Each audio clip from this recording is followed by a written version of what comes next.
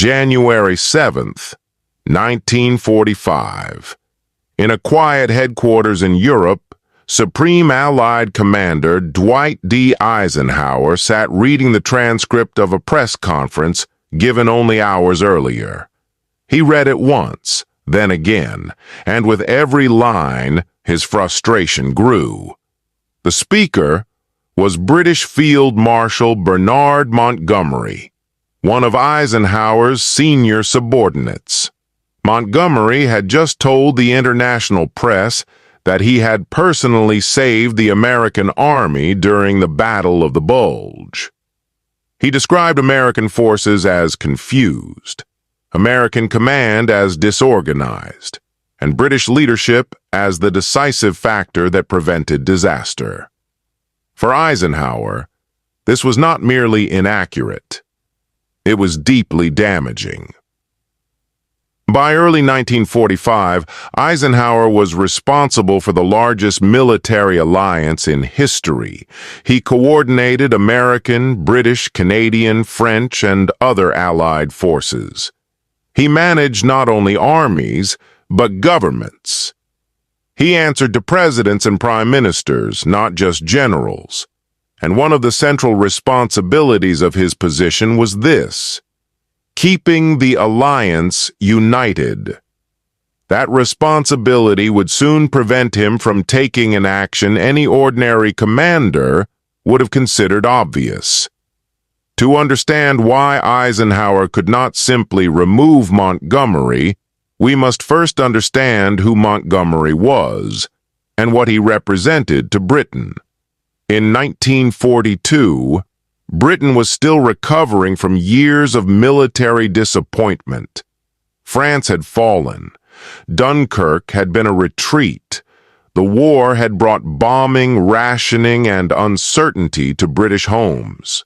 Then came the Battle of El Alamein. Montgomery took command of the British Eighth Army and prepared carefully, methodically, for weeks. When he attacked, he defeated German forces led by Field Marshal Erwin Rommel. It was Britain's first clear land victory against Nazi Germany.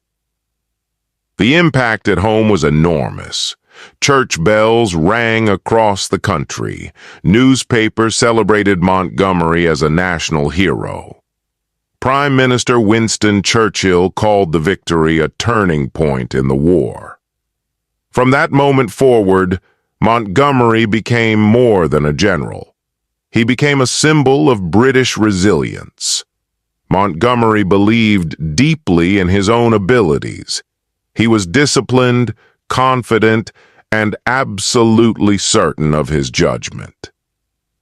Over time, that confidence became rigidity.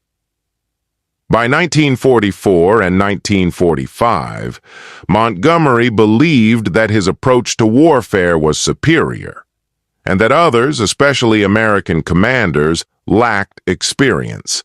This attitude created tension. On paper, Montgomery reported to Eisenhower.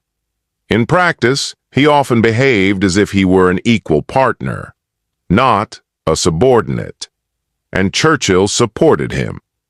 Eisenhower's authority was real, but it was not unlimited.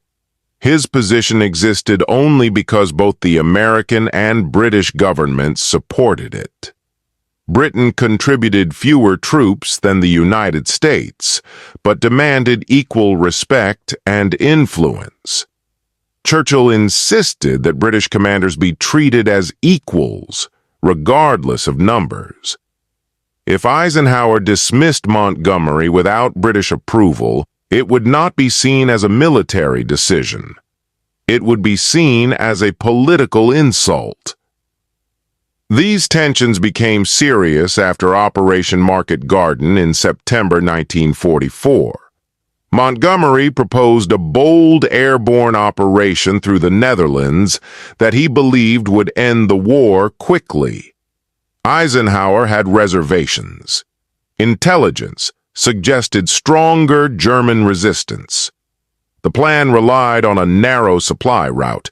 Failure at any one point could doom the entire operation. Nevertheless, Montgomery pressed forward. The operation failed.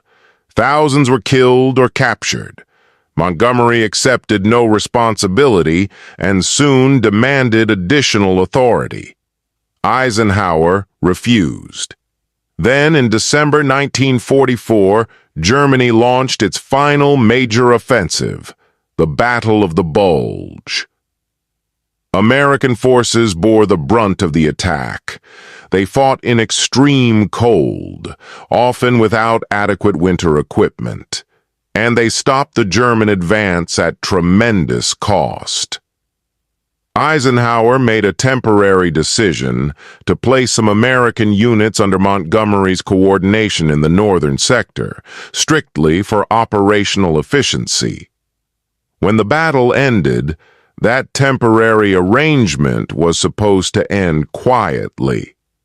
Instead, Montgomery called a press conference.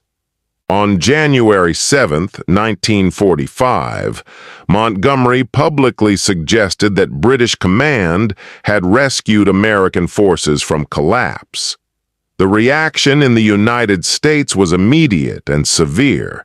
Newspapers protested. Members of Congress demanded answers. Veterans were deeply offended. But the most dangerous reaction came from within the American Army itself.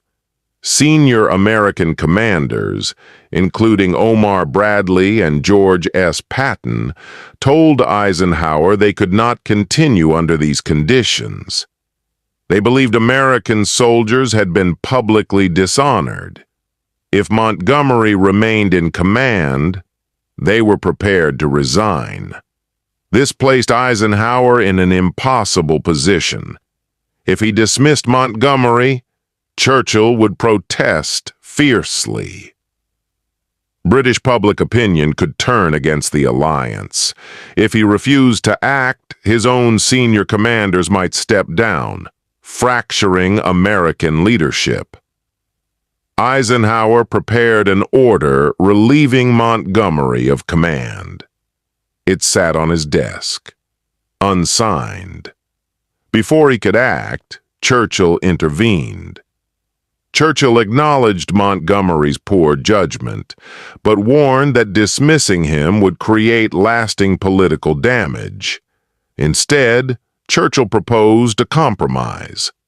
Montgomery would write a formal letter expressing regret and reaffirming cooperation. It was not ideal, but it offered a way forward. After difficult discussions, Montgomery agreed. The letter was carefully written. It acknowledged misunderstanding, it praised American courage, and it pledged better cooperation. Eisenhower showed the letter to Bradley and Patton. Reluctantly, they accepted, on one condition. Montgomery would never again command American troops. Eisenhower agreed. He destroyed the dismissal order. The alliance survived. The war continued. Germany surrendered in May 1945. Eisenhower never forgot this moment. He had the authority to fire Montgomery, but authority is not the same as freedom. He chose unity over confrontation, stability over satisfaction. Whether that choice was wisdom or compromise depends on perspective, but it achieved its purpose. The alliance held, the war was won, and history moved forward.